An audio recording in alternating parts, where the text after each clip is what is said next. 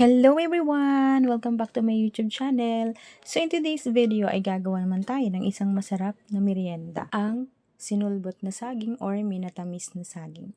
So I'm sure marami pa po sa inyong hindi nakakaalam kung paano magluto nito. But before that, cooking tips muna tayo. So please check na lang po sa mga screen nyo po ang ating cooking tips. So start na tayo, maghanda lang tayo ng ating saging na saba. And then, hatiin lang po natin dito sa 3 piraso. Bahala po kayo kung gaano kalaki yung gusto niyo pong gawin. So, una natin gagawin is magtutunaw lang po tayo ng asukal or sugar. And then, pag natunaw na po siya, naluto na siya, lalagyan na po natin ng water. So, depende po sa inyo kung gaano karami yung gagawin nyo po. Ako, tansya-tansya lang kasi pang merienda lang naman. So, once na kumukulo na siya, ilagay na po natin dito yung ating saging. So, hintayin lang natin itong kumulo. At habang hinihintay po natin yung kumulo, so kung hindi ka pa po nakasubscribe sa akin channel, please, huwag niyo pong kalimutang mag-subscribe at i-hit ang notification bell for more videos.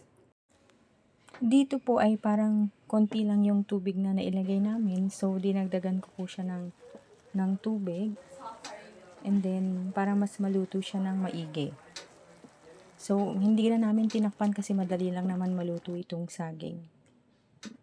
So, ayan na. Medyo naluluto na siya. Mabilis lang naman pong lumambot yung ating saging. So, once na malambot-lambot na, ayan na, luto na yung ating saging, pwede na natin ito hanguin. And yes, napakadali lang pong gumawa. And eto na po, meron na po tayong pang merienda. Napakadali lang pong gawin at napakamura po. Kung marami po kayong saba dyan, huwag na po kayong mag-atubiling magluto ng inyong sinulbot or minatamis na saging. Lalo na kung umuulan-ulan, masarap itong merienda. At masarap din itong paresa ng kapeng mainit. So, eto na. Maraming salamat po sa panonood at sana po ay natutunan nyo kung paano gumawa ng sinulbot na saging kasi ako, sa totoo lang, kailan ko lang din po natutunan kung paano magluto ng saging na sinulbot. So, yun lang po. Maraming salamat.